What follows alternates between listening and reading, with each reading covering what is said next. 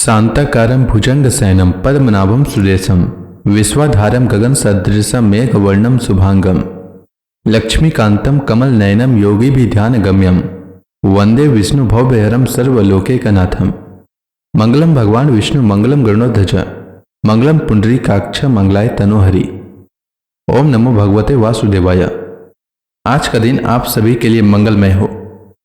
आइए सुनते हैं आषाढ़ मास कथा का 19वां अध्याय। श्री सुखदेव जी कहते हैं, परीक्षित, अब मैं राजा पुरु के वंश का वर्णन करूंगा।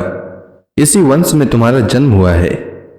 इसी वंश के वंशधर बहुत से राजर्षि और ब्रह्मर्षि भी हुए हैं।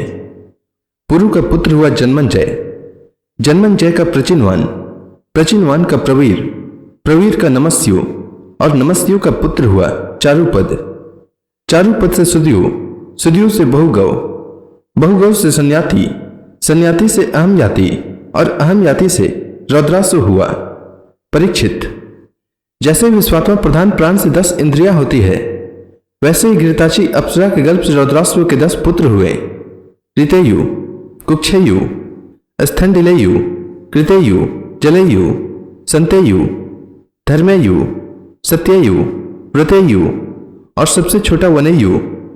परीक्षित, उनमें से ऋतेयु का पुत्र रंतिभार हुआ और रंतिभार के 3 पुत्र हुए, सुमति, ध्रुव और अप्रतिरथ।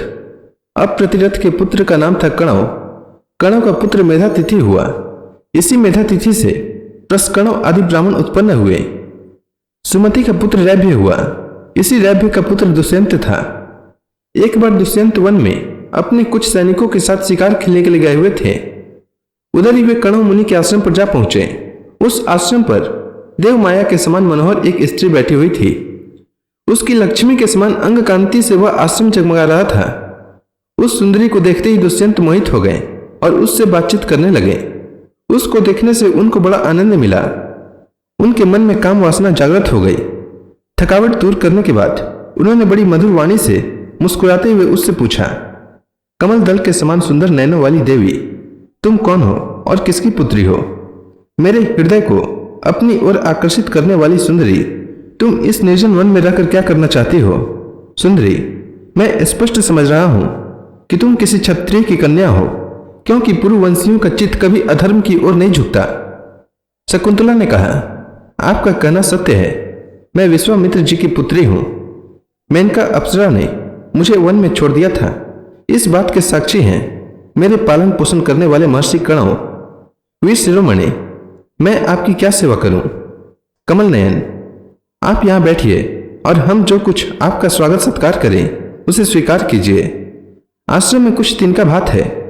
आपकी इच्छा हो तो भोजन कीजिए और जचे तो यहीं ठहरिए। दुष्यंत ने कहा, सुंदरी, तुम कुशिक वंश में उत्पन्न हुई हो, इसीलिए इस प्रकार का आतिथ्य सत्कार तुम्हारे योग्य ही है, क्योंकि राजकन्याएं स्वयं ही अपने योग्य पति को वरण कर लिया करती हैं। शकुंतला की स्वीकृति मिल जाने पर देश काल और शास्त्र की आज्ञा को जानने वाले राजा दुष्यंत ने गंधर्व विधि से धर्मानुसार उसके साथ विवाह कर लिया। राजर्षि दुष्यंत का वीर्य अमोघ था। रात्रि में वहां रहकर दुष्यंत ने शकुंतला का सहवास किया और दूसरे दिन सवेरे वे अपनी राजधानी में चले गए। समय आने पर शकुंतला को एक पुत्र उत्पन्न हुआ। महर्षि कणव ने वन में ही राजकुमार के जात कर्म आदि संस्कार विधि पूर्वक संपन्न किए। वह बालक बचपन से ही इतना बलवान था कि बड़े बड़े सिंहों को बलपूर्वक बांध लेता और उनसे खेला करता। वह बालक भगवान का अंशावतार था। उसका बल विक्रम अपरिमित था। उसे अपने साथ लेकर रमणी रत्न शकुंतला अपने पति के पास गई। जब राजा दुष्यंत ने अपनी निर्दोष पत्नी और पुत्र को स्वीकार नहीं किया, तब जिसका वक्ता नहीं दिख रहा था और जिसे सब लोगों ने सुना, ऐसी आकाशवाणी हुई, पुत्र उत्पन्न करने में माता तो केवल धोखनी के समान है। वास्तव में पुत्र पिता का ही है, क्योंकि पिता ही पुत्र के रूप में उत्पन्न होता है। इसलिए दुष्यंत, तुम शकुंतला का तिरस्कार न करो, अपने पुत्र का भरण पोषण करो। राजन, वंश की वृद्धि करने वाला पुत्र अपने पिता को नरक से उबार लेता है। शकुंतला का कहना बिल्कुल ठीक है। इस गर्भ को धारण कराने वाले तुम ही हो। परीक्षित, पिता दुष्यंत की मृत्यु हो जाने के बाद वह परम यशस्वी बालक चक्रवर्ती सम्राट हुआ। उसका जन्म भगवान के अंश से हुआ था। आज भी पृथ्वी पर उसकी महिमा का गान किया जाता है। उसके दाहिने हाथ में चक्र का चिन्ह था और पैरों में कमल का कोष। महाभिषेक की विधि से राजा धीराज के पद पर उसका अभिषेक हुआ। भरत बड़ा शक्तिशाली राजा था। भरत ने ममता के पुत्र दीर्घतमा मुनि को पुरोहित बनाकर गंगा तट पर गंगा सागर से लेकर गंगोत्री पर्यंत 55 पवित्र अश्वमेध यज्ञ किए। इसी प्रकार यमुना तट पर भी प्रयाग से लेकर यमुनोत्री तक उन्होंने 78 अश्वमेध यज्ञ किए। इन सभी यज्ञों में उन्होंने अपार धनराशि का दान किया था। दुष्यंत कुमार भरत का यज्ञ अग्नि स्थापन बड़े ही उत्तम गुण वाले स्थान में किया गया था। उस स्थान में भरत ने इतनी गौएं दान दी थी कि 1000 ब्राह्मणों में प्रत्येक ब्राह्मण को एक एक बधू गौएं मिली थी।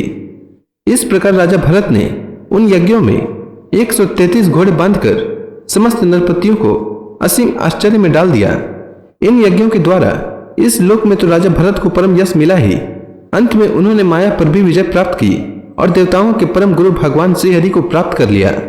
भरत ने जो महान कर्म किया वह न तो पहले कोई राजा कर सका था और न तो आगे ही कोई कर सकेगा। क्या कभी कोई हाथ से स्वर्ग को छू सकता है? भरत ने दिग्विजय के समय किरात, हूण, यज्ञ, यवन, अंध्र, कंक, खस, शक और मलेच्छ आदि समस्त ब्राह्मण द्रोही राजाओं को मार डाला। पहले युग में बलवान असुरों ने देवताओं पर विजय प्राप्त कर ली थी और वे रसातल में रहने लगे थे। उस समय वे बहुत सी देवांगनाओं को रसातल में ले गए थे। राजा भरत ने फिर से उन्हें छुड़ा दिया। उनके राज्य में पृथ्वी और आकाश प्रजा की सारी आवश्यकताएं पूर्ण कर देते थे। भरत ने 27,000 वर्ष तक समस्त दिशाओं का एक छत्र शासन किया। अंत में सार्वभौम सम्राट भरत ने यही निश्चय किया कि लोकपालों को भी चकित कर देने वाला ऐश्वर्य, सार्वभौम संपत्ति, अखंड शासन और यह जीवन भी मिथ्या ही है। यह निश्चय करके वे संसार से उदासीन हो गए। परीक्षित, विदर्भ राज्य की 3 कन्याएं सम्राट भरत की पत्नियां थी। वे उनका बड़ा आदर भी करते थे, परंतु जब भरत ने उनसे कह दिया कि तुम्हारे पुत्र मेरे अनुरूप नहीं हैं, तब वे डर गईं कि कहीं सम्राट हमें त्याग न दें। इसलिए उन्होंने अपने बच्चों को मार डाला। इस प्रकार सम्राट भरत का वंश विच्छिन्न होने लगा। तब उन्होंने संतान के लिए मरुस्तोम नाम का यज्ञ किया। इससे मरुद गणों ने प्रसन्न होकर भरत को भारद्वाज नाम का पुत्र दिया। भारद्वाज की उत्पत्ति का प्रसंग यह है कि एक बार बृहस्पति जी ने अपने भाई उतथ्य की गर्भवती पत्नी से मैथुन करना चाहा। उस समय गर्भ में जो बालक दीर्घतमा था उसने मना किया, किंतु बृहस्पति जी ने उसकी बात पर ध्यान न दिया और उसे तू अंधा हो जा यह शाप देकर बलपूर्वक गर्भाधान कर दिया। उतथ्य की पत्नी ममता इस बात से डर गई कि कहीं मेरे पति मेरा त्याग न कर दें, इसलिए उसने बृहस्पति जी के द्वारा होने वाले लड़के को त्याग देना चाहा। उस समय देवताओं ने गर्भस्थ शिशु के नाम का निर्वाचन करते हुए यह कहा। बृहस्पति जी कहते हैं, अरे मूढ़े, यह मेरा औरस और मेरे भाई का क्षत्रज्ञ इस प्रकार दोनों का पुत्र है, इसलिए तू डर मत, इसका भरण पोषण कर। इस पर ममता ने कहा, बृहस्पति, यह मेरे पति का नहीं, हम दोनों का ही पुत्र है, इसलिए तुम ही इसका भरण पोषण करो। इस प्रकार आपस में विवाद करते हुए माता पिता दोनों ही इसको छोड़कर चले गए। इसलिए इस लड़के का नाम भारद्वाज हुआ। देवताओं के द्वारा नाम का ऐसा निर्वचन होने पर भी ममता ने यही समझा कि मेरा यह पुत्र अन्याय से पैदा हुआ है, अतः उसने उस बच्चे को छोड़ दिया।